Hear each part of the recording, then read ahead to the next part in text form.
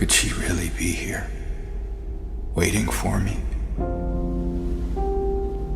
Why does everyone hate Bloober? That is the question I found myself asking lately that I needed answering. Aren't they just another survival horror development team? Well, if the recent internet discourse is anything to go by, it seems not. In 2022, the internet is a place you cannot hide from in any sense. The critique of games is no exception, and with Bloober Team's inability to convey a well-written story and handle sensitive topics with any respect, they became a target for a lot of gamers and news outlets. The recent reveal of Silent Hill 2 Remake from Konami was met with much varying levels of reaction. Good, bad, and on the fence was all that could be seen. Personally, I am excited to see what happens, but once fans learnt that the developers working on the classic were actually Bloober, it's safe to say they were less than excited. But who are Bloober? Before we delve into that, let me just take a moment to remind you, if you enjoy my content, remember to tap the subscribe and the bell icons for updates whenever I post. Even a like can help the channel more than you know. Back to it.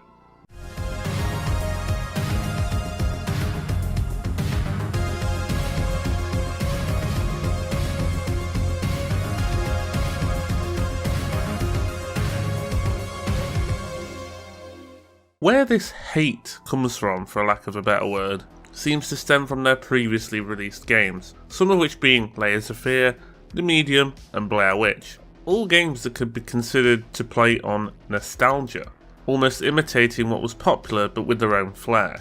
To explain what I mean, here's a few examples or correlations to what I interpret those games to represent. Layers of Fear is Amnesia meets PT. The Medium is Silent Hill with a worse plot, and Blair Witch is a poor man's Slender Man. Very too many men's in that sentence, I agree. Now clearly they are not those games in the literal sense, but in gameplay mechanics, presentation and narrative you can see huge similarities there. Bloober were capitalising on previous game successes, but in a way that off-brand cereal will mimic a larger company's food. If Konami is Kellogg's with their Silent Hill franchise, Bloober is that off-brand crappy little shreddies nobody wants. You know the type where you ask your mum for Domino's but she says we have pizza at home. That kind of thing. Developers being inspired by others is completely ethical, and we would not have some amazing games like Metal Gear Solid without artist interpretation. The line of originality and plagiarising is a difficult one to define.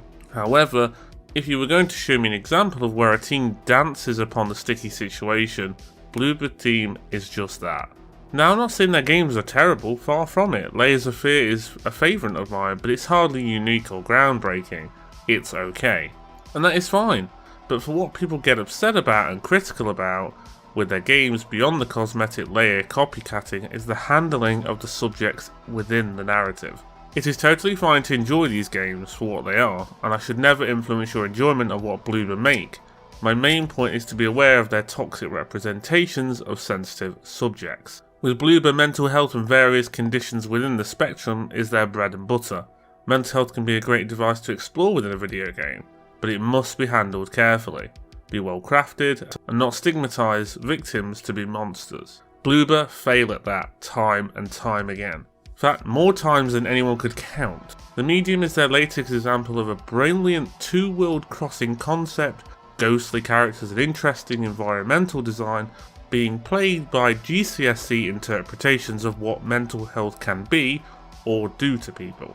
The themes they explore are not tactfully handled or presented with any form of grace, no understanding, just simply this is a projection of mental health and these people are dangerous, bad, or just should be avoided. The Medium, for example, is a toxic representation of abuse, causing the abused to become an abuser and therefore are a lost cause. Just go die because you're not worth saving, in their eyes. Nevertheless, to explain in a way I never could, as I am not totally versed with all of their games, although I have had mental health battles in my own life, which I'm sure a lot of you have as well, which we all draw from. Anyway, here is a brilliant creator, and probably my first collaboration on the channel, who has explored Bloober's failings in more than just one video. Take it away, Mert.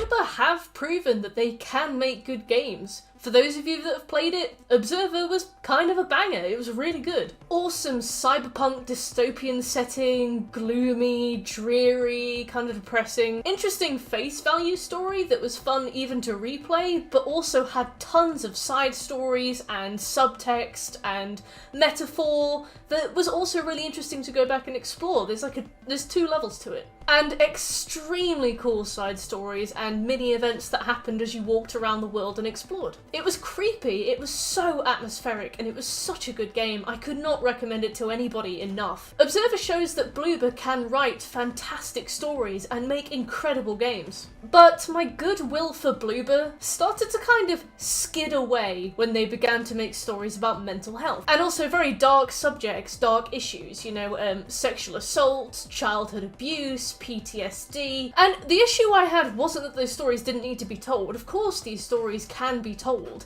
There's a place for these stories in all kinds of literature, all kinds of content and media. But it became glaringly apparent that Bloober had no idea how to tell these stories well. Bloober's writing team try to give you answers to extremely complex issues that don't have answers, or at least not answers that you can just whip through over the course of a 4-hour story. To the point where they will raise a setting and a theme and a group of characters that are very complex with tons of grey area and tons of unknowns, tons of nuance, and then they'll get to the final 5 minutes of the game and wrap it up in one very brisk cutscene. The Medium especially is an egregious example of the oversimplification of an issue that they didn't need to bring up. You don't need to tell this story if you can't tell it well. You can just tell a different story, especially if you don't feel equipped. You know, if you want to take on a gargantuan task like tackling themes that were presented in the Medium, and you're like, oh wait, maybe I'm not the best person to do this, just don't. Do something else. It's so easy to just do something else. They're just shitters. They set up these really grand but kind of half-baked stories, but they don't pay enough attention to the face value story that they are giving you. For example, in the Medium, there is a physical representation of the child abuse one of the characters experienced. Like, it comes alive, like a Silent Hill enemy. It's a manifestation of that fractured psyche.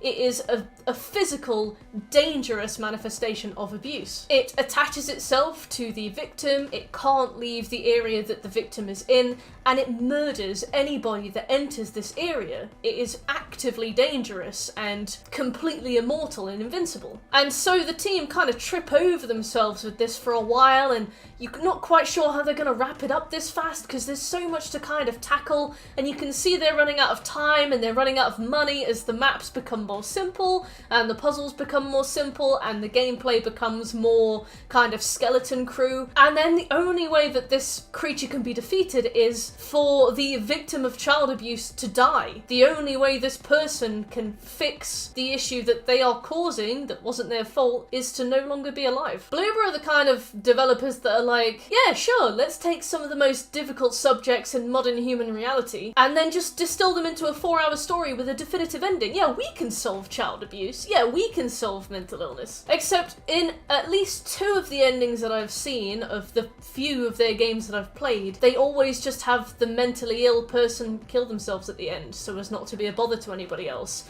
I don't think that they even intentionally mean to be harmful. They just run out of time, or they're like, oh yeah, we could solve this, but they just have to die. Bloober has proven that they can make good games with Observer. Now take that narrative brilliance and stop telling victims of child abuse that they're only making the rest of the world suffer by them being alive. Just stop, it's so easy. Emergency extraction procedure offline. So after that brilliant segue there, would a description of Bloober Team being ultimately poor copycats that play on nostalgia be an adequate and truthful one to describe them as? After all said and done with their game catalogue, I would say yes. At the end of the day, we can argue inspiration versus outright copyright fraud till the cows come home.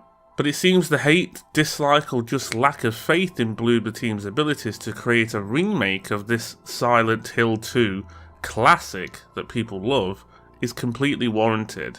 If you're worried, I get it. Myself, I never fully enjoyed the Silent Hill series, 3 and 4 being the main ones I have played, 2 being the classic people always say is the genre-defining kind of magnum opus, has always slipped through the cracks for me.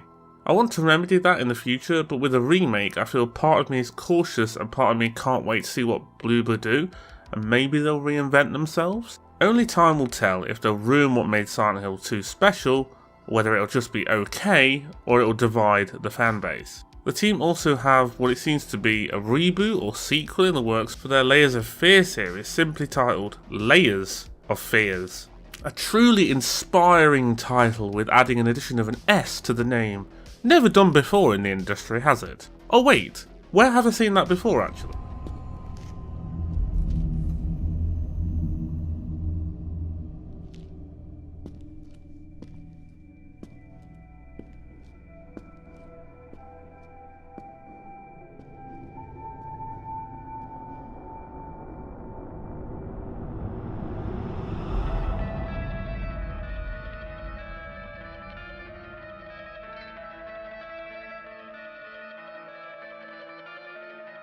Thanks for watching my first ever collaboration video about a subject that has been brewing in my brain for months. I've also got a new mic, a HyperX Quadcast S, so hopefully you guys can, hear me a bit better on the other end. A huge thank you to Mert for her contribution to the video, an expert in the horror department for sure, so go check out them with some love and visit their channel. As for me, I want to mention we now have community tab posting ability, so if you don't like Twitter, or just not a fan of social media, you can stay updated there from now on. Elon Musk won't invade us there, guys. Let me know below any thoughts on what we discussed in today's video. I love engaging with you all, and I will see you in the next one. Stay safe.